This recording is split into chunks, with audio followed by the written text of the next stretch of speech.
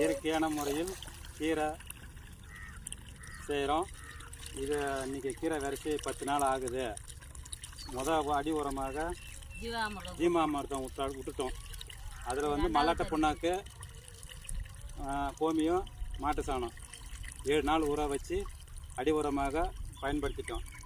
அடுத்த 10ஆவது நாற்று 2வது அடி உரமாக எள்ளு புண்ணாக்கும் மல்லாட்டை புண்ணாக்கும் கரைசல் 3 நாள் ஊற வச்சு அடி உரமாக தண்ணியில் விட்டுன்னு இருக்கோம். இயற்கை முறையில் ரெடி பண்ணிக்கிறோம்.